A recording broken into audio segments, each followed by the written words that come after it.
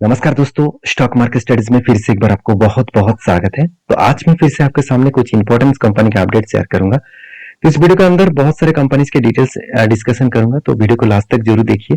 और अभी तक अपने चैनल को सब्सक्राइब नहीं किया तो जरूर कर लीजिएगा। कंटिन्यूसली इन्फॉर्मेशन और अपडेट्स पाने के लिए चैनल के ऊपर बने रहिएगा, क्योंकि कंपनी के डिस्कशन के साथ-साथ मैं टेक्निकली चार्ट पैटर्न भी आपके साथ शेयर करता हूँ। तो कौन सा लेवल बना और किस तरीके से बना, इस वीडियो में मैं आपके साथ डिस्कशन करूंगा। तो चलो अभी देख लेते हैं कौन सा कंपनी है इस कंपनी वीडियो के अंदर। फर्स्ट जो कंपनी है, जिस कंपनी के बारे में बात करूं, उसका नाम है एफएल इंडिया लिमिटेड। देखिए एफएल इंडिया लिमिटेड देखा जाए तो एक टेक्नोलॉजी बेसिस कंपनी है। अगर इस कंपनी के बारे में कंप्यूटर के हिसाब से बात करूं तो एक आईटी सॉफ्टवेयर सॉल्यूशंस कंपनी है। और देखिए आईटी सॉफ्टवेयर सॉल्यूशन कंपनी दो कैटेगरीज में होते हैं। एक large cap blue chip type company और दूसरा medium and small cap type company. तो दोनों अलग अलग कैटेगरीज की कंपनी है। तो एक लार्ज कैप टाइप कंपनी है, एक mid cap and small cap type company है। तो mid cap and small cap type industries में इस कंपनी का मार्केट कैप बहुत छोटा है। इसका मार्केट कैप करीबन 13,670 करोड़ के आसपास आप बोल सकते हैं। और कंपनी के देखिए कर्जा एकदम ना के बराबर है। आरओसी बेस्ड है। कंपनी का सेल्स ग्रोथ भी बहुत शानदार है। क्वार्टरली सेल्स का जो रिजल्ट है वो भी शानदार है। तो कंपनी का हर दिशा में अच्छा खासा ग्रोथ दिखेगा। हाँ, बहुत सारे लोग मुझे ये भी कमेंट्स किया कि सर कंपनी डिविडेंड यील्ड 0 है। इसका मतलब कंपनी डिविडेंड नहीं दिया। तो डिविडेंड नहीं दिया इसीलिए कंपनी आपको धमाका रिटर्न भी दिया। अगर रिटर्न के मामले में बात करूं तो कंपनी देखिए आपको 3 साल में 20% के आसपास रिटर्न दिया। एक साल में आईटी सेक्टर की हालत खराब है तो इसलिए शेयर में करेक्शन भी देखने को मिले। अगर एक साल में करेक्शन नहीं होता तो यही परसेंटेज आपको 30% के ऊपर देखने को मिल जाते।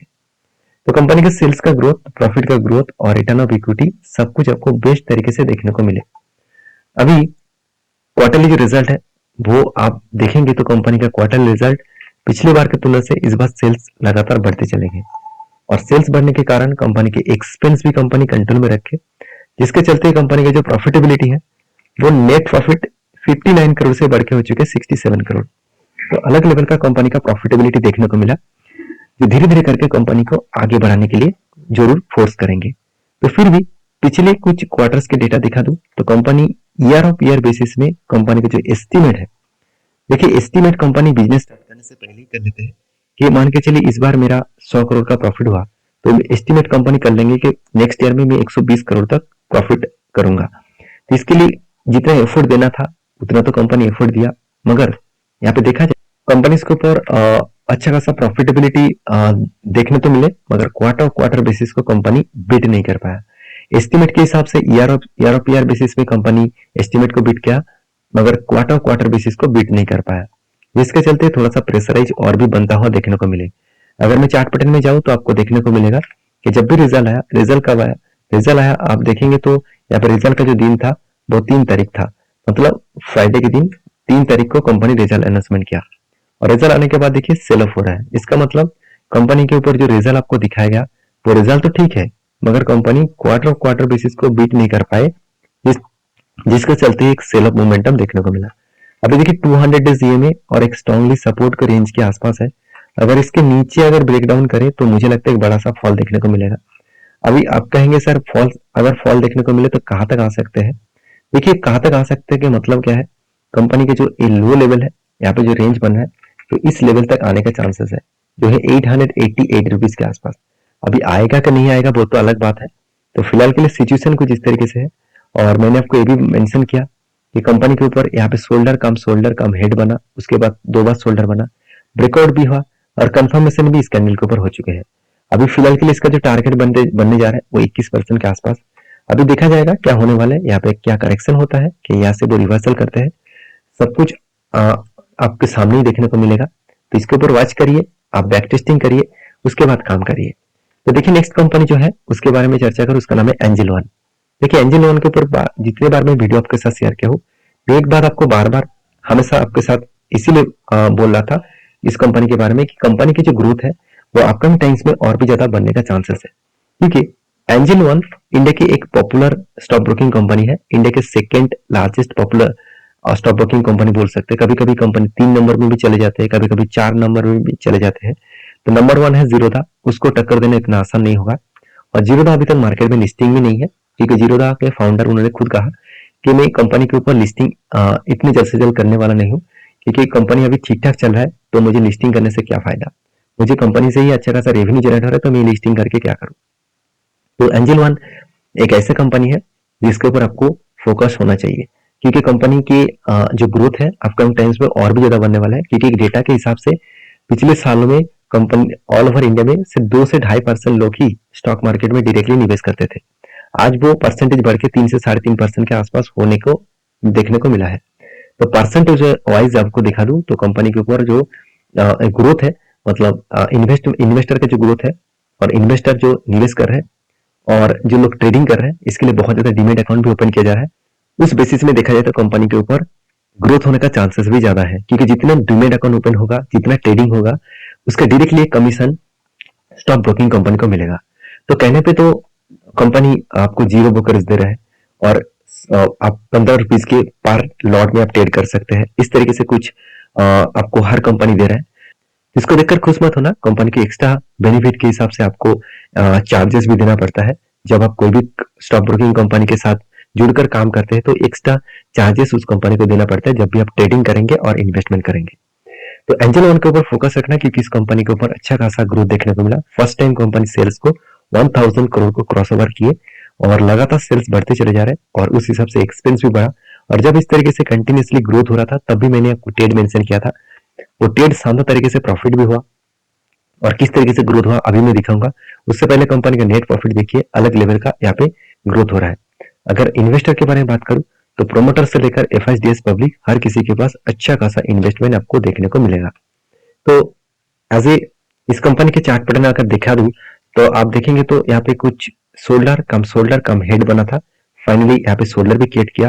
तो जब भी कुछ इस तरीके से पैटर्न क्रिएट हो तो सबसे पहले आपको पैटर्न को मार्किंग करना है और दूसरी बात आपको कंपनी का फंडामेंटल और फाइनेंशियल डिटेल्स देखना है। अगर फंडामेंटल फाइनेंशियल डिटेल्स ठीक ठाक है उस सिचुएशन में, अगर उसके बाद कोई पैटर्न क्रिएट हो रहा है तो सोचना आज नहीं तो कल उसको टारगेट आपको जरूर अचीव करेंगे। तो जो एंट्री लेवल्स बना था वो एंट्री लेवल से अगर टारगेट तक मैं मार्किंग करूं तो ऑलमोस्ट आप देखेंगे तो 70 डेज में आपको कितना प्रॉफिट मिला, करीबन 40% के आसपास। 70 डेज में 40% के आसपास प्रॉफिट मिलना कोई आम बात नहीं है। तो मेरे हिसाब से 3 मंथ भी नहीं हुआ, 3 मंथ के अंदर अंदर तो कंपनी आपको 40% के आसपास रिटर्न दिया, जो लोग 2 साल में भी 2 लोगों को नहीं मिलता है जो लोग इन्वेस्टमेंट करते हैं। देखिए मैं ये नहीं कहूंगा कि आप इन्वेस्टमेंट छोड़ दीजिए, आप ट्रेडिंग करिए, आप आपके हिसाब से करिए। और मैं तो दोनों तरीके से काम करता हूँ। जब जब मुझे कंपनी के ऊपर लॉन्ग टर्म के लिए रहना है तो उसके ऊपर मैं इन्वेस्टमेंट भी करता हूँ। और जब भी कोई टेक्निकली चार्ट पैटर्न बने और कंपनी का फाइनेंशियल डिटेल्स भी यही कहे कि हाँ अपकमिंग टाइम्स में कंपनी का ग्रोथ होने का चांसेस है, तो मैं वहां पे जरूर ट्रेड लेता हूँ। तो फिलहाल के लिए क्या सिचुएशन है, फिलहाल के लिए देखिए कंपनी लाइफ टाइम हाई के ऊपर है। तो इस लाइफ टाइम हाई के ऊपर होने का जो सिचुएशन है, मैं इस जगह पे कोई भी ट्रेड नहीं लेता, क्योंकि यहाँ पे कुछ करेक्शन होने का चांसेस बहुत ज्यादा देखने को मिल जाता है। क्योंकि जो लोग नीचे साइड में बाय करके रखे वो कभी ना कभी प्रॉफिट बुकिंग करेंगे, तो उस बेसिस में कंपनी के ऊपर एक करेक्शन देखने को मिल जाएगा। तो मैं हमेशा डिस्काउंट प्राइस में खरीदना चाहता हूँ और डिस्काउंट में जब भी मिले तो उसके ऊपर मैं बाय करता हूँ। तो आप किस प्राइस में बाय करते हैं मुझे जरूर कमेंट्स करके बताना। नेक्स्ट जो कंपनी है उसका नाम है येस बैंक। देखिए येस बैंक इंडिया की एक पॉपुलर बैंक है और आप सभी जानते हैं येस बैंक जिसका नाम सुनकर ही बहुत सारे लोगों को यही लगता है कि इस कंपनी तो खत्म हो गया था, आज इसके बारे में चर्चा करना तो बेकार है। देखिए ये बात आपके बात सही भी है, मगर कुछ पॉइंट्स आपको शायद जानने का मौका जरूर चाहिए, क्योंकि कुछ कुछ दोस्तों ने मुझे ये भी कमेंट्स किया कि सर येस बैंक के ऊपर एक डिटेल्स एनालिसिस वीडियो करिए। जो संडे सैटरडे का आपका जो वीडियो आते हैं तो उसमें आप डिटेल्स एनालिसिस का वीडियो जरूर लेके आइए। तो मैं जरूर कोशिश करूंगा जल्द से जल्द येस बैंक के ऊपर इन डेप्थ डिटेल्स वीडियो आपके साथ शेयर करूंगा। इस हफ्ते में जितने सारे डिटेल्स वीडियो मैं आपके साथ शेयर किया हूँ संडे और सैटरडे में, उस वीडियो को जरूर देखना, क्योंकि उस वीडियो के माध्यम से आपको और बहुत सारे इंफॉर्मेशन और नॉलेज मिलता रहेंगे। तो इस बैंक के ऊपर देखिए जब भी इस कंपनी के ऊपर राणा कपूर जी काम कर रहे थे, मतलब इसका जो इस कंपनी के जो चेयरमैन थे राणा कपूर जी, उन्होंने जिस तरीके से इस कंपनी का हालत खराब कर दिया और जिस तरीके से इस कंपनी को बर्बाद कर दिया, तो कंपनी फिर से 20 रुपीज तक जो खड़ा हुआ ना, यही कंपनी के लिए खास है। क्योंकि कंपनी एक टाइम सिंगल डिजिट में चला गया था, सिंगल डिजिट का मतलब 10 रुपीज के भी नीचे चले गए थे और आज 20 तक खड़ा हुआ सिर्फ एक ही कारण की वजह से, इसका मैनेजमेंट चेंज किया गया और मैनेजमेंट ने आकर ही कंपनी के ऊपर कुछ पासा पलट दिया, कंपनी के ऊपर कुछ चेंजिंग किया। हाँ, मैं ये कहूंगा कि गवर्नमेंट का भी सपोर्ट है। अगर गवर्नमेंट सपोर्ट नहीं करता तो इस कंपनी का मतलब बंद होने का नाम तो देखने को मिल जाता। जिस तरीके से अमेरिका के 2 बैंक बर्बाद होके और बंद हो चुके हैं, उसी तरीके से ईएस बैंक भी बंद हो जाता। अगर गवर्नमेंट ने हेल्प किया, किस तरीके से हेल्प किया आपको मैं एक बार दिखा भी देता हूँ कि डीएस की अगर डेटा देखेंगे तो स्टेट बैंक ऑफ इंडिया जिन्होंने 30% होल्डिंग इस कंपनी के ऊपर उठाया था और उस पैसे को कंपनी को दिया था, और 26% के आसपास होल्डिंग अभी भी स्टेट बैंक के आसपास कंपनी के पास है। और बाकी लाइफ इंश्योरेंस कॉर्पोरेशन के पास भी अच्छा खासा होल्डिंग्स आपको देखने को मिलेगा। तो लाइफ इंश्योरेंस पास कंपनी के पास भी होल्डिंग है। अभी फिलहाल के लिए कुछ बड़े से बड़े इंस्टीट्यूशन, बड़े से बड़े बैंक भी इसके ऊपर कंपनी के ऊपर खरीदारी कर रहे हैं। देखिए, बैंकिंग का यही सबसे प्लस पॉइंट है। अगर कोई भी एक बैंक डूब रहा है तो उसके ऊपर बाकी बैंक छोटे मोटे अमाउंट निवेश करके उसके ऊपर उसको बचाने के लिए, उसको सस्टेन कराने के लिए हेल्प करते हैं। जैसे आप देखेंगे तो आईसीआईसीआई बैंक ने हेल्प किया, एचडीएफसी बैंक ने भी हेल्प किए, एक्सिस भी हेल्प किया, एचडीएफसी लाइफ इंश्योरेंस भी हेल्प किए, बंधन बैंक किया, आईडीएफसी फर्स्ट बैंक किया, गवर्नमेंट भी इसके ऊपर हेल्प किया। तो इसका मतलब इंस्टीट्यूशन इस कंपनी के ऊपर हेल्प करने के कारण ही आज येस बैंक का मतलब फिर से रिकवरी कर पाए। और मैनेजमेंट ने कुछ अच्छा खासा काम भी करना स्टार्ट कर दिए। क्वार्टरली रिजल्ट देखेंगे तो कंपनी का सेल्स लगातार बढ़ते चले जा रहे हैं। एक्सपेंस को कंट्रोल करने के बाद कंपनी की जो प्रॉफिटेबिलिटी है वो 160 करोड़ से बढ़ के हो चुके हैं 230 करोड़ के आसपास। और कंपनी की जो एनपी है वो भी देखेंगे तो एक टाइम एनपीए 5% के आसपास हुआ करता था, आज वो घट के हो चुके 0.90 के आसपास। इसका मतलब एनपी भी कंपनी एक अलग लेवल का मेंटेनेंस की। ये सारे पॉइंट्स को दिखाने के बाद एक ही बात कहूंगा, कंपनी में अच्छा खासा ग्रोथ और पोटेंशियल होने का चांसेस है। तो इस कंपनी के ऊपर आपको बार बार मैं यही एक ही बात कहूंगा, इस कंपनी के ऊपर फोकस रखिए क्योंकि कंपनी आगे चल के एक कुछ धमाका करने का चांसेस दिखाएगा। तो फिलहाल के लिए जो कंपनी के ऊपर वॉल्यूम है, आप देखेंगे कंटिन्यूसली कंपनी के ऊपर अच्छा खासा वॉल्यूम उठता हुआ देखने को मिले। और मैंने एक लेवल आपको मेंशन करके दिया था, तो देखिए जितने सारे लोगों ने पेशेंट के साथ बने हुए थे कि शोल्डर कम हेड कम शोल्डर बनने के बाद करेक्शन हुआ, और मैंने ये भी बताया कि एक स्ट्रांगली यहाँ पे क्या है, एक स्ट्रांगली एक सपोर्ट है। तो सपोर्ट को रिटेस्ट किया, उसके बाद देखिए फाइनली यहाँ पे जो ब्रेकआउट हुआ था, ब्रेकआउट कंफर्मेशन इस कैंडल ने कर दिया। तो ब्रेकआउट कंफर्मेशन इस कैंडल ने किया और फाइनली यहाँ पे टारगेट बनने के लिए तैयारी में है। और टारगेट अगर इस लेवल तक हो 22 रुपीज 50 पैसे के आसपास अगर टारगेट बने तो इसका टारगेट बन सकता है 22% के आसपास। तो बाकी दो तरीके से टारगेट यहाँ पे बन सकते हैं, एक ए टारगेट है और दूसरा है यहाँ पे आप बाइंग कैंडल देखेंगे, कंटिन्यूसली एक बाइंग कैंडल बन रहा है, तो 39% के आसपास भी टारगेट बनने का चांसेस है। मगर इस टारगेट में मैं थोड़ा सा वीकनेस हूँ क्योंकि ये जो एंटी लेवल बना है वो 200 डेज ईएमए के ऊपर बना, यहाँ पे 200 डेज जो ईएमए है उसके नीचे बना है। तो इसके कारण जब भी 200 डेज ईएमए के ऊपर कुछ इस तरीके से ट्रेड बनता है तो मेरे हिसाब से उस ट्रेड को अवॉइड करना चाहिए। तो मैं इस ट्रेड को अवॉइड किया और मैंने इस ट्रेड को जरूर पॉजिटिवली सोच रहा हूँ कि इजीली वो टारगेट को अचीव करेंगे। तो बाकी आपके क्या राय है इस कंपनी को जरूर कमेंट्स करके बताना। नेक्स्ट जो कंपनी उसका नाम है ओलाटेक सॉल्यूशंस लिमिटेड। ओलाटेक सॉल्यूशंस लिमिटेड देखा जाए तो एक ऐसे कंपनी है, इसके ऊपर आपको जरूर फोकस होना चाहिए क्योंकि कंपनी छोटा होने के बाद भी कंपनी धमाका परफॉर्मेंस कर रहा है। क्वार्टरली रिजल्ट में सेल्स का ग्रोथ किया, उसके बाद प्रॉफिटेबिलिटी भी बढ़ाया और उसके साथ साथ कंपनी के जो एक्स्ट्रा बेनिफिट है कंपनी देने के लिए तैयार हो चुके हैं। हर 20 शेयर के बदले आपको 17 शेयर मिलेगा। तो अगर आप 20 शेयर के बदले 17 शेयर पाना चाहते हैं तो 20 तारीख से पहले आपको शेयर को खरीदारी करना होगा।